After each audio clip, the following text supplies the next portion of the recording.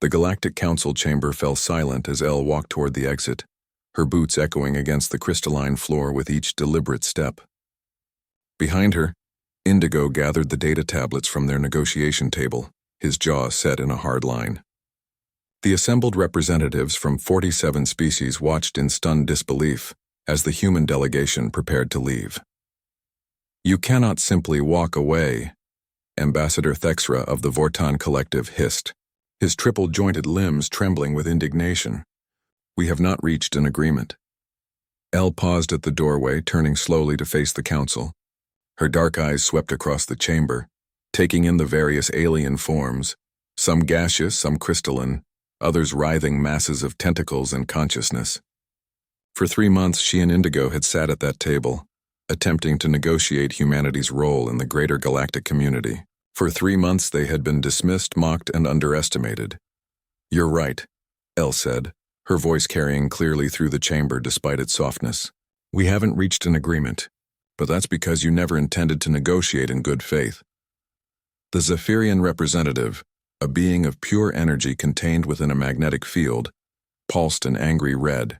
"Humans are newcomers. You've barely achieved faster-than-light travel. You think you deserve equal representation?" Indigo stepped forward, standing beside Ella.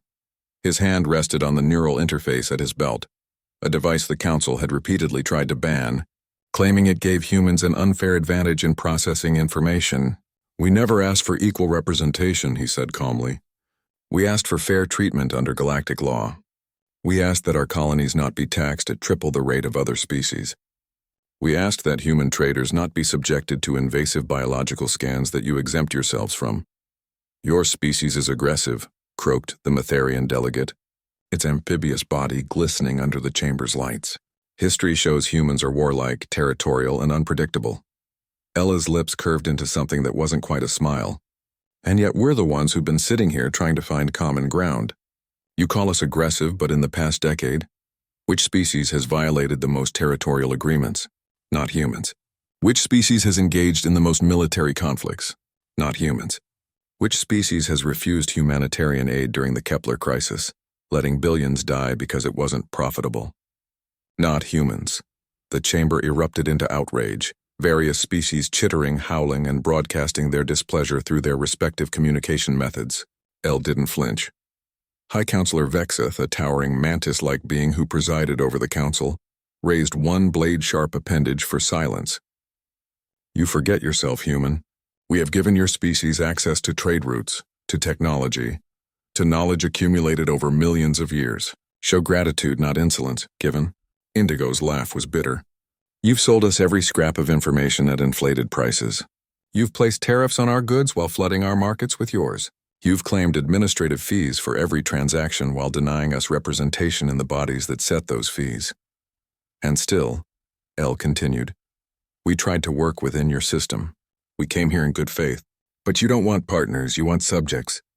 You see humanity as a resource to be exploited, not a civilization to be respected. Then what do you propose?" Vexoth demanded. "Will you declare war on the Council? Your fleets are minuscule compared to our combined might." Elle shook her head. "We're not going to war. We're simply leaving. Humanity withdraws from all Galactic Council negotiations, treaties, and agreements as of this moment." The chamber fell silent once more. This time the quiet carried a different weight. Uncertainty. "You need us," Thexra said, though his voice lacked its earlier confidence. "Without Council protection, you'll be vulnerable to raids, to hostile species, to—" "We'll manage," Indigo interrupted. "Humans have a saying, necessity is the mother of invention. You might want to look into what that means." Over the following months, the galaxy began to understand. Human colonies closed their borders to Council inspectors. Human traders withdrew from Council-regulated markets, establishing independent networks. Human medical teams, who had been providing aid across dozens of worlds, returned home. The vaccines they had developed for the Zephyrian plague, the agricultural techniques they had shared with struggling colonies, the fusion technology they had been refining, all of it disappeared behind humanity's borders. The Council had never noticed how much they had relied on human innovation. Humans, desperate to prove themselves worthy of galactic acceptance, had been solving problems, filling gaps and improving systems throughout council space. They had done it quietly without fanfare, hoping to earn respect through contribution. Now, those contributions ceased. The Vortan Collective discovered that their vaunted military fleet ran on modified human fusion cores that suddenly needed replacement parts that weren't forthcoming. The Matharian agricultural worlds realized that the blight-resistant crops feeding billions were based on human genetic modifications that required annual renewal. The Zephyrians watched helplessly as a new plague variant emerged, and the human scientists who had developed the original cure were no longer answering their calls. In the council chamber, 6 months after the humans had walked away, emergency session followed emergency session. Trade routes were collapsing. Medical crises were spiraling. Technology that had been taken for granted was failing. Perhaps, Vexoth finally admitted, his voice heavy with reluctance, we should reconsider our position on the human question. A message was sent to Earth, to Mars, to the scattered colonies of humanity. It spoke of mutual benefit, of reconvened negotiations, of a fresh start. Elle read the message in her office overlooking the terraformed valleys of New Vancouver. Indigo stood beside her, reading over her shoulder. They want to talk, he said.